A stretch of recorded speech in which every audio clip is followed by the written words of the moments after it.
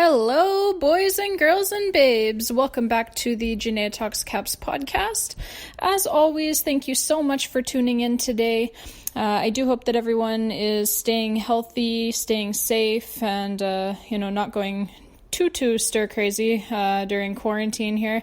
Hopefully this will all be over soon. I know that up here in Canada, they are looking at slowly beginning to ease some of these restrictions. Down in the States, I know it's a lot worse down there, but, hopefully things are going to take a turn for the better soon. For now, though, we've got some hockey to talk about. Not hockey per se, but hockey happenings, I guess you would say. Today, we want to look at the impact of this coronavirus pandemic beyond this season. So not just for the Washington Capitals, but for other teams as well, because it's not just going to impact this current season, it's going to impact next season and probably beyond as well. So we're going to look at some of that. There are a lot of unknowns right now, so that's kind of the disclaimer that I'll put at the beginning of the episode. There's a lot that we still don't know, and there are a lot of variables. Again, things can change pretty much any day. So what we do know for now is that everything is going to have to be on a delayed schedule, and that's not just, it's not just for finishing up with this season, but that will likely be for next season as well. The NHL said just this past week that they would be okay with delaying the 2020-2021 season start until December. So that's after they had previously said that they wouldn't want to start it later than in November. And I think, the reason for their change of heart as far as that's concerned, I think that it's twofold. Number one, they've had more time now to crunch the numbers and plot out a possible schedule for next season. And they've realized that they can still get in a full 82-game season for next season, even with a December start. And it'd still be reasonable as far as time off in between some games. You have to give players a little bit of time off once in a while. You can't just be playing back-to-backs all season long, certainly not back-to-back-to-back. So even with a December start, I think that they've realized that it would still be reasonable as far as time off in between some games, and as far as how late they would have to play into the summer for next season. If they started next season in December, they could reasonably play the full 82-game regular season slate, and then, have a full as normal Stanley Cup playoffs, and have all of that wrapped up by sometime in July. So that's very doable and would then put them on track to just go fully back to their regular schedule of October through June for the 2021-2022 season, the following season. So I think that that's very appealing. And then number two, like I said, I think it's twofold. So number two, I really don't think that the NHL wants to still be without fans in the stands by the time that they begin their 2020-2021 season. So a December start, of course, it would give them an extra month over a November start to hopefully have all of this COVID-19 stuff under control to a point that we can have mass gatherings again. So I think that that's going to be very important for the NHL. From their standpoint, they want to be able to have fans in the stands, for the 2021 season for sure. And I don't think that they want to start the season without fans in the stands. So by pushing the start back to December, it just gives you an extra month. And hopefully by then, like I said, this pandemic is under control enough to a point that we can have mass gatherings again. And the NHL, they really, really do want to have a full 82-game slate next season. Listening to Gary Bettman, it's almost a non-starter for Gary Bettman to talk about seeing some games cut out of the 2020-2021 season. He just doesn't want to entertain it at all. And you know what? That's certainly a good thing as far as hockey is concerned. And it's understandable from his point of view, because a full slate of games means not only full integrity for the Stanley Cup and no, asterisks next to any of the awards or what have you. But Gary Bettman and the NHL want to have all of this coronavirus stuff behind them by the time that the 2020-2021 season begins, if possible. And, a big part of that, the reason why they're so motivated to have things be that way is because of the salary cap, which we'll get into a little bit later in the episode here. But the salary cap, of course, tied to revenues. So that's a very, very big point that we need to look at, and we will do so during this episode, because I think, that's probably really the number one motivating factor for Gary Bettman and friends to be able to have a full season with fans in the stands for next season. And they're also still aiming to finish this current season in its entirety, and it's sounding more and more as if they just might be able to actually do that. A number of plans for resuming this season are being discussed currently, and they do still want to finish the 82-game regular season schedule in addition to the Stanley Cup playoffs, of course, if it's possible. So that's still option number one as of right now, is to finish the full 82-game slate and then play the 16-team Stanley Cup playoffs in full as you normally would. They have some backup plans just in case, but that's still option number one. And if we do get to carry out option number one, it's likely that it would look something like this, miniature training camps, if you will, in June, the regular season being completed in July, and then the Stanley Cup playoffs in August and September. The NHL has already said that they would be perfectly fine with a timeline like that, and the NHL and the NHLPA are communicating together right now and trying to figure out exactly what that would look like in terms of all of the logistics, because it's really not as simple as just saying like, okay, let's go back to work. There's a lot to figure out in terms of the logistics. And the latest is that the NHL has actually sent a memo to all teams and players just this past week, actually, advising them that they may want to start considering returning to their club cities as the NHL looks to move to what they're calling phase 2 of their plan to restart the season. Which would see team facilities being reopened sometime in mid to late May to allow small group workouts. So the logistics are obviously going to be the key, like I said, as certain areas and certain cities may perhaps face tighter restrictions than others. Travel between the United States and Canada is still being restricted, and it may be even more difficult for some players who have flown home to spend their quarantine in Europe. In many cases, players will likely face a mandatory 14-day quarantine period once they've returned to their club cities. So no matter what happens, the NHL will want it to be fair for everyone as much as that's possible. And no matter what happens, we're likely going to see everything on the NHL calendar being delayed, like I said. So that means like free agency, for example, is going to have to be delayed for sure if we are in fact resuming this season. You can't have guys, turning UFA and signing with new teams before the Stanley Cup playoffs are started and finished, right? And even if this season were not to be resumed, that would presumably be because the pandemic is still too out of control, right? So you're not going to be holding the free agency period when this pandemic is still so out of control that you can't have hockey and play games. If things are so bad that the season gets canceled, then things would also be so bad that you wouldn't be holding the free agency period during that time. Unless, of course, a virtual free agency period is something that the NHL wants to consider, similar to what the NFL has been doing. But regardless, no matter what happens, the free agency period is going to be affected, and it's likely to be affected in terms of the money that teams are able to spend as well. Yes, one of the big reasons why the NHL is so set on finishing this season and finishing it in full is the revenue and the impact that that's going to have on the salary cap moving forward. I said it a little bit earlier in this episode. I think that this is a huge talking point. It's something that we need to be talking about. It's something that I don't think that enough people are talking about right now.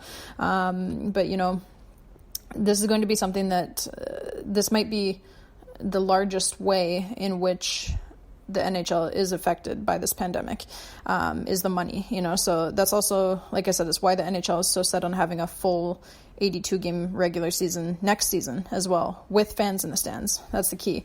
It's why they've now said that they would be willing to push back the start date of the 2020-2021 regular season until December in order to have fans in the stands. It's because they want the money, right? And more than that, they need the money in order to keep the salary cap normal, basically. So the NHL is a league that is driven by revenues at the gate, by fans attending the games. So they do get revenue from TV deals as well.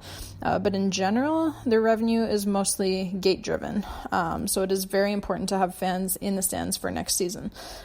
So, like I said, I think that's probably the number one motivating factor for why Gary Bettman is so set, not only on having a full season next season, but on having fans in the stands for the entirety of it. Because, with what's happening with this season, like they're going to lose money regardless, because there is not going to be fans in the stands for the remainder of the 2019-2020 season, even if it does get played. So, but they can minimize the damage by having fans in the stands for the entirety of a full 82 game slate for 2020-2021. We do know that the salary cap is going to be impacted negatively due to this pandemic, but what we don't yet know is just how negatively it's going to be impacted. We don't yet know the extent of the damage because we don't yet know what the remainder of this season and what next season for sure is going to look like. So, like I said, there's a lot of variables right now. There's a lot that we still don't know. We can only really make projections and go by what people are telling us, what we're hearing from the league and whatnot. But all that we really know right now is that there is going to be damage. Whether that's a little damage or a lot of damage is still yet to be determined. So the salary cap was originally projected to rise to at least $84 million for next season, and anywhere between $84 million all the way up to $88.2 million was what the NHL was discussing just 2 months ago, actually, before all of this pandemic craziness shut everything down. So with the salary cap for this season having been set at $81.5 million, those projected numbers would have represented a rise of anywhere from $2.5 million to $6.7 million from this season's cap ceiling to next season's cap ceiling. So that would have been amazing, but it's obviously not happening now. The best case scenario now is believed to be a flat salary cap of $81.5 million for next season. And many, by the way, consider even that to be extremely optimistic. So some of the darker projections that I've seen have the salary cap falling anywhere between 20 to 40%, which would obviously be, an unmitigated disaster. The NHL has said that they want to try to at least keep it as close to $81.5 million as possible for next season. But if that were the case, if we did see a drop of anywhere between 20 to 40% for next season, then the NHL would obviously have to put some sort of clause to allow for team owners to go over the salary cap ceiling if they want to. Otherwise, many players who are in the league this season would likely be out of a job for next season. Teams would have to shed salary in a way that we've never seen before. It would be like nothing we've ever seen before, and they would be forced to fill out their rosters with a bunch of, AHL caliber players on league minimum contracts, something that would undoubtedly make the NHL game less competitive and therefore less fun to watch. So that is not what the NHL wants. And then the other option, of course, would be to allow teams to restructure the current contracts of current players. That would be another way to try and get around it. But that, of course, poses its own problems as well. So no matter what, the NHL, the team owners, the general managers, the players, they're all going to have to be flexible and creative in their solutions. Otherwise, we're going to have some really big problems. The league's revenues, and by extension the salary cap, are going to be playing catch up no matter which way you slice it. So it's just really a matter of minimizing the damage at this point. There's also the issue that if teams, that have good players and have been able to keep those good players in their own organizations because they choose to allow themselves to have a high payroll, if those teams are forced to cut ties with some of those players because of the league's salary cap issues due to the coronavirus, and then other teams who never spend money are suddenly allowed to pick up those good players at a huge discount, that's not going to sit very well. That's not going to make a lot of teams in the league very happy at all. It'll essentially be like a feeding frenzy of all of these teams with, notoriously cheap ownership, suddenly being able to pick up these good players that the high spending teams could no longer afford. players who those high-spending teams never would have let go of in a normal situation. So that causes a whole new set of problems because a lot of people are going to be very, very, very unhappy, and probably rightfully so. So the NHL has to try to find a way to make it more fair than that, if this is in fact the situation that arises. And your Washington Capitals are one of those teams that has a great owner who, spends to the cap ceiling every single year to give his team the best chance at winning a championship. And so they would for sure be one of those teams who would be disproportionately affected by a falling salary cap, especially since they, smartly, without the foresight of a global pandemic, they like to lock up their star players on long-term contracts. So without some type of a clause put in by the NHL under these extraordinary circumstances, the Caps would have essentially zero flexibility with what they're going to do with their roster, as would a number of teams around the league, by the way, because that's what the good teams in the league do and have done. Throughout the entirety of the salary cap era, is that they spend money and they lock up their star players on long-term contracts. That's how you keep these guys around. You draft, you develop, and then you sign them to long-term deals. So that's just the way that it's been done by all of these teams that are, annually so competitive, contending for the Stanley Cup. So it's not just the Caps who would suffer, because that's essentially what every good team does. That's how they become a good team. So it's essentially every team that is an annual contender for the Stanley Cup who would suffer from this. And the league should not let that happen. You shouldn't be disproportionately punished for having done business in what was the, extremely smart way at the time. Like I said, barring a global pandemic that shuts everything down in a way we haven't seen in over 100 years. No one could have predicted that.